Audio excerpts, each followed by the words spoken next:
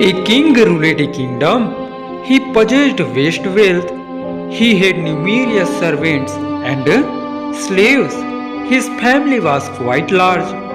The palace housed a treasure trove of animals, including elephants, horses, tigers, bears, deer, and rhinoceros. The king was extremely powerful, having conquered numerous kingdoms and become enemy free. He was happily caring for his subjects. He had a beautiful queen who too was always eager to captivate the king. Despite all this, the king felt a void.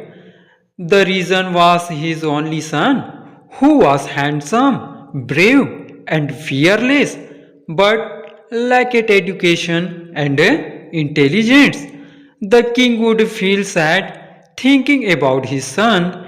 He was constantly worried that he was in his fourth year of life and his only child was a fool. In such a situation, to whom should he entrust the responsibility of the kingdom? One day, calling his son to him, the king said, "Son, you are the prince of this kingdom and its future king, but you are foolish in these circumstances. Being the ruler of such a large kingdom is no small feat. You will have to acquire some knowledge from today on." The prince pondered his father's words and realized he was right. How could he rule the kingdom without acquiring any knowledge? Feeling humiliated, he decided to leave the kingdom and not return until he mastered the art of governing. With this in mind, one day, at an opportune time, he took his horse from the stable in the dark of night, dressed in royal attire, and with a sword in his hand, and set out. In the morning, when everyone in the palace woke up, the prince was gone. There was a chaos everywhere. The king and queen spent their days mourning the loss of their son.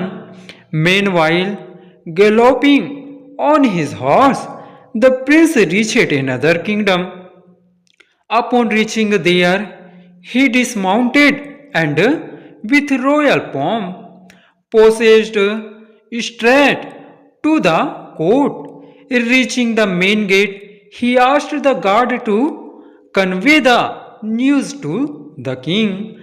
The guard went and said to the king, "Your Majesty, a brave young man is waiting to see you." The king himself came and saw him. He was truly brave young man. He had a handsome, strong body and a radiant face, just like a prince. The king wanted to know the reason for his visit. The young man replied, "Your Majesty, I am a prince. Unfortunately, I have not been able to pursue any studies. I am worried whether my father will entrust me with the responsibility of the kingdom. Therefore, I have left home hoping to travel abroad for a few days and gather some experience. I will not return to my kingdom until I have gained complete knowledge. Therefore, please accept me as an attendant in this court."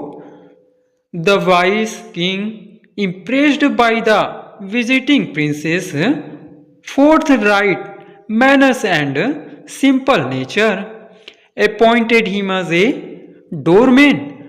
From that day on, the prince began performing his duties as a doorman with devotion. The king had a beautiful daughter. Young men were awestruck by her beauty. The king was tired of searching for a suitable match for his daughter. Every kingdom he sent messengers to, they all returned with the same news that a no suitable match had been found for the princess.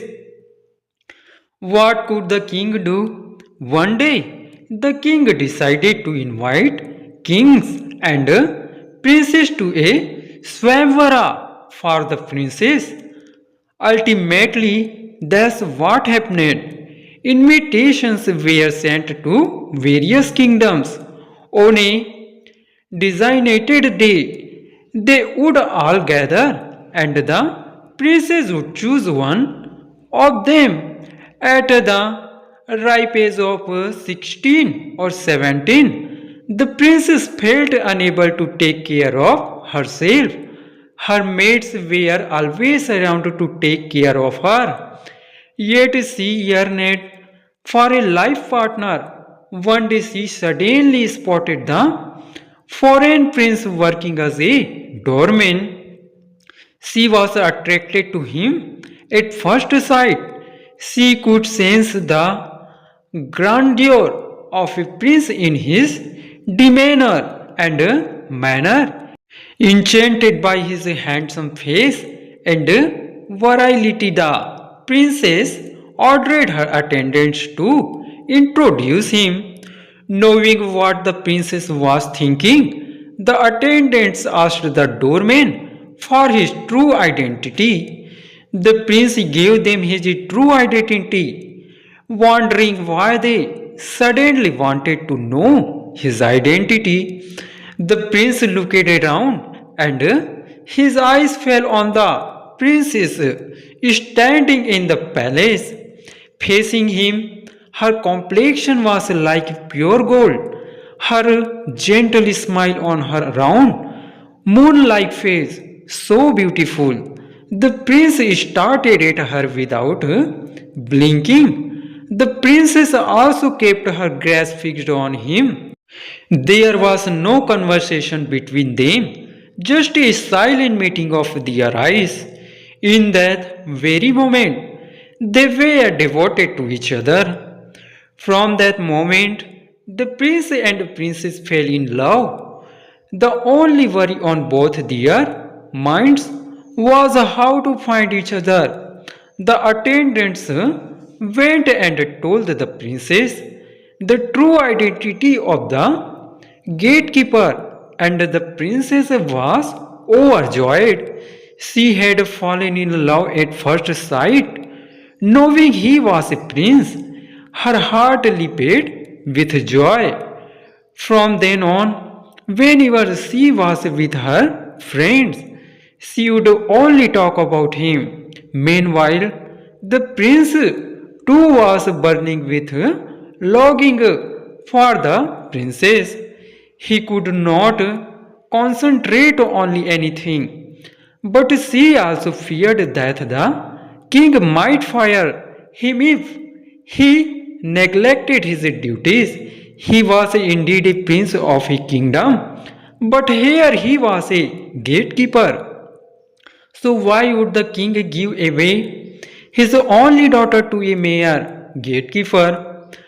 Burdened with such worries, the prince grew weaker and weaker. Meanwhile, the princess was also in a dire state. At that very moment, all the kingdom's animals held a meeting in a scheduled forest.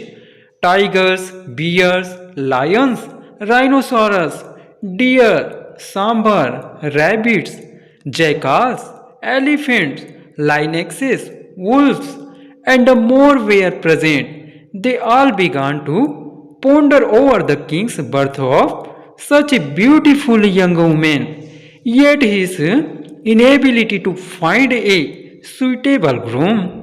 Finally, they all agreed that only an elephant would be able to marry the princess and no one else. Hearing the decision, the elephant was overjoyed. He would easily marry the princess. Who would ever have such a chance. He then pondered deeply about how he would be able to marry her. Returning home, the elephant called the other elephants together for a separate meeting.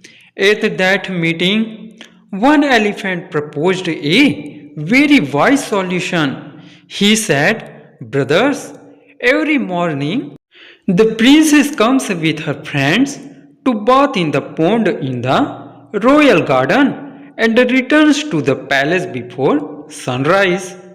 If we go there before them, enter the pond, and stand like stones, we will easily bring the princess back." Everyone was delighted with this beautiful proposal. They all decided to do it. The next day, the king was busy organizing the Swamvara. Kings from many countries had arrived at the palace. So her friends took the princess to the pond well before dawn to bath.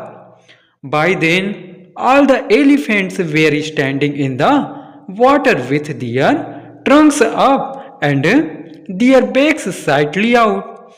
The princess and her friends mistook the elephants' backs for rocks, sat on them, bathed, and then began returning.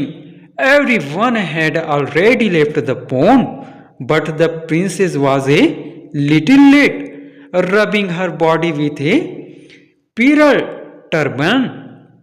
At that very moment, all the elephants suddenly rose from the water and started running. The princess could not get off the elephant's back, and thus, along with the elephant, she too ended up in the forest. Seeing the princess' condition, her friends tearfully recounted the entry incident to the king. The inner chamber was in turmoil. What a tragedy had befallen the princess!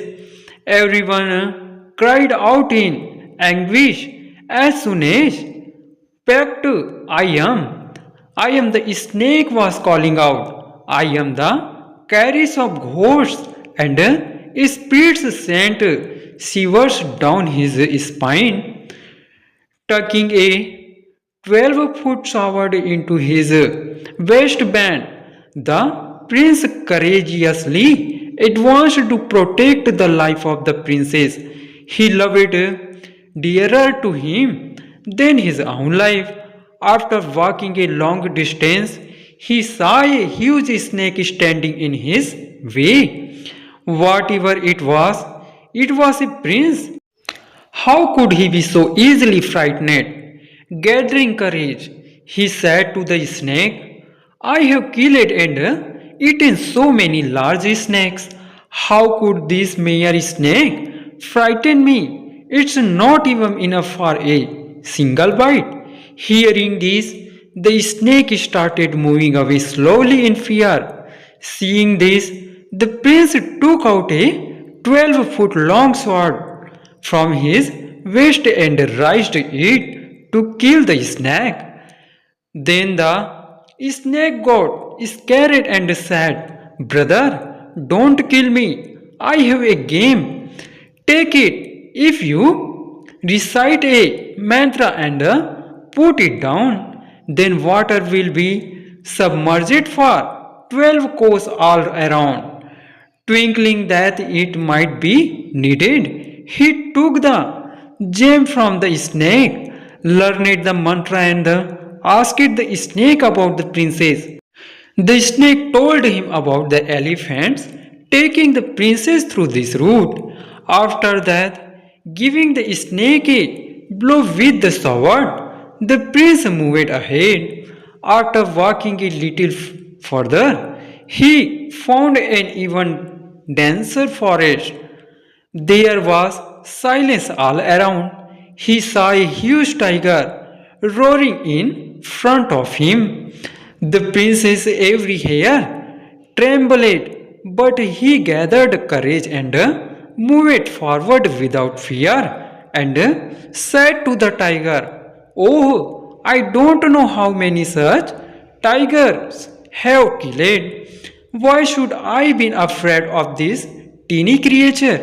If I eat it, I would not even get a morsel." Hearing the prince's words, the tiger took two steps back in fear.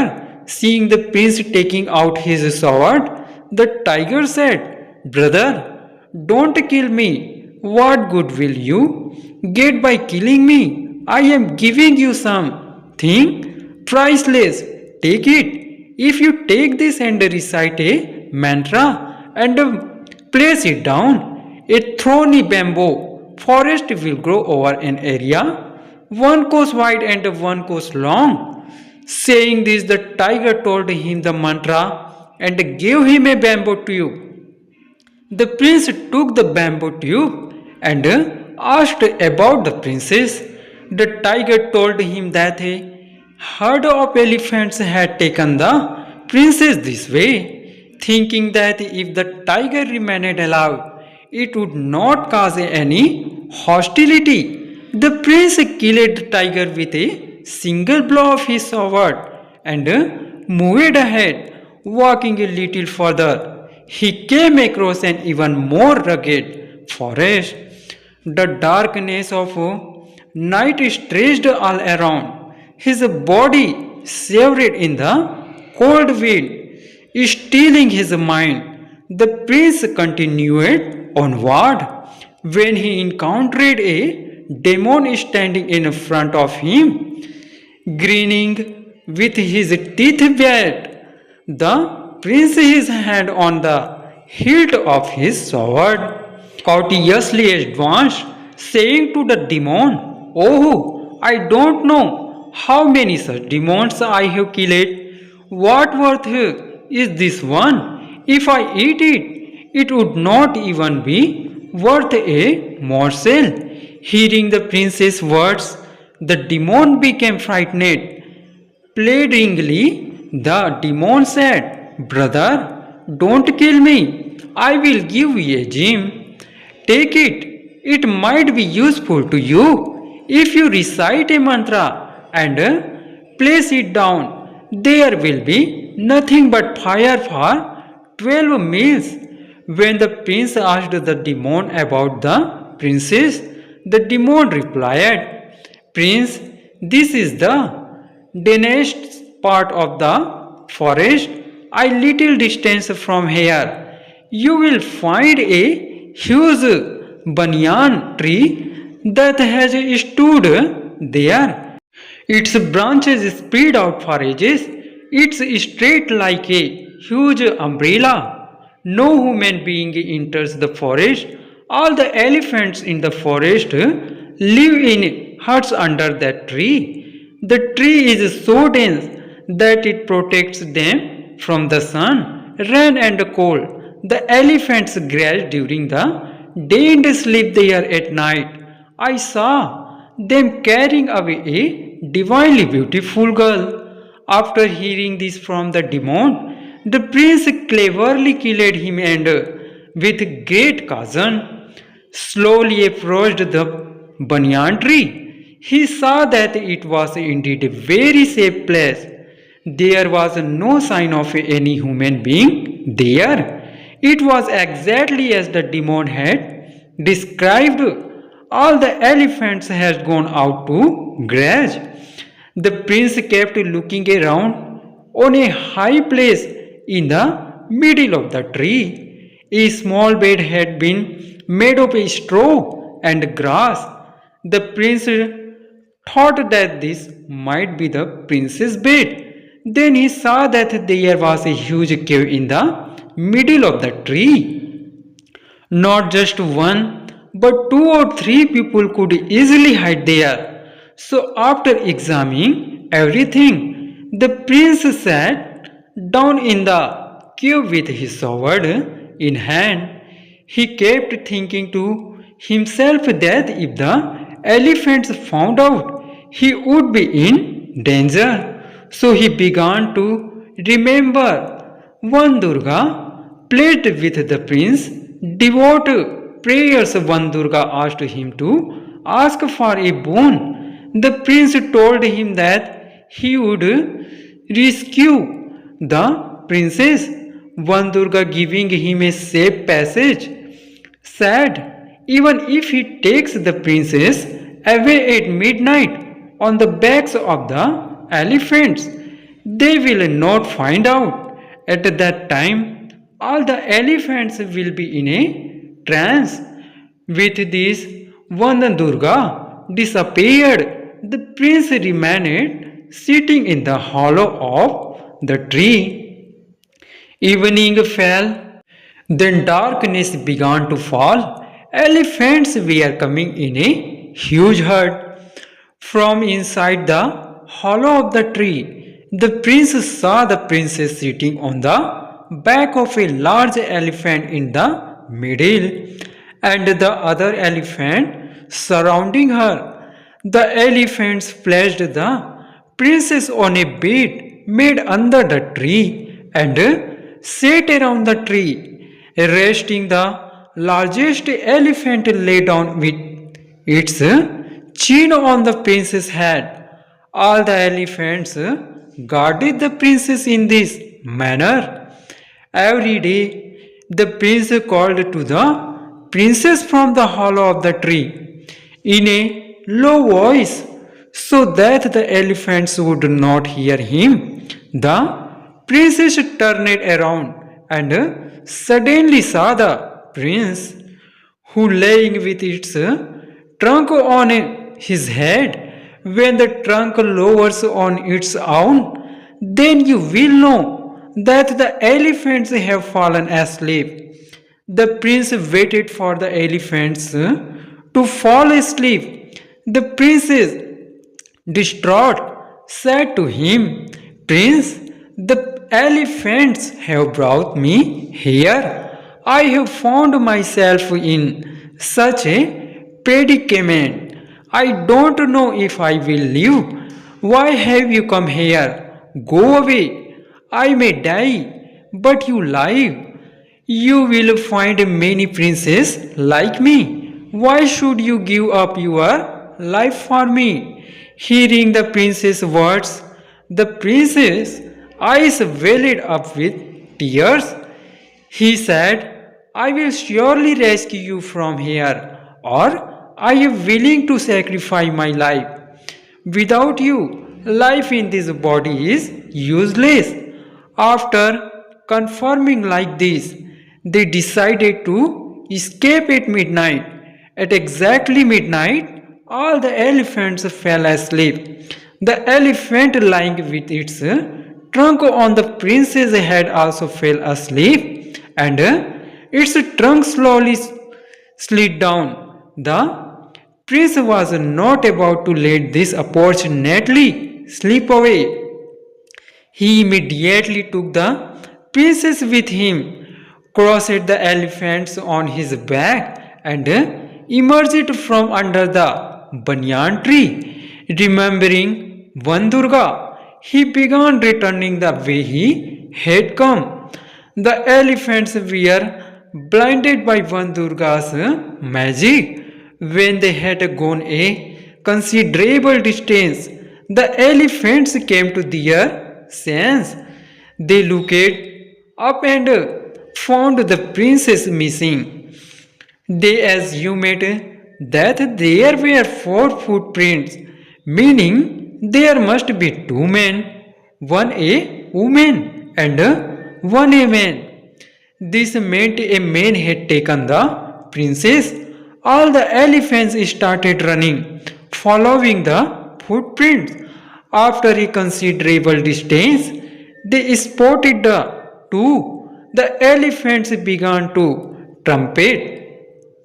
Hearing their trumpeting, the prince had no doubt that the elephants were chasing them.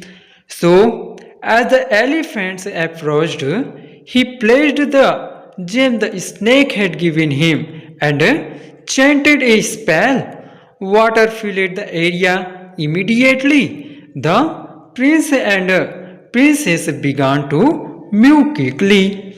The elephants, with considerable effort, broke branches from the trees, placed them on the water, climbed across, and then began running. When the elephants were again approaching them, the prince recited a mantra and placed down the bamboo tube the tiger had given them. A bamboo forest 12 miles long and 1 mile wide appeared. The elephants, with great difficulty, broke each bamboo one by one and made their way through it.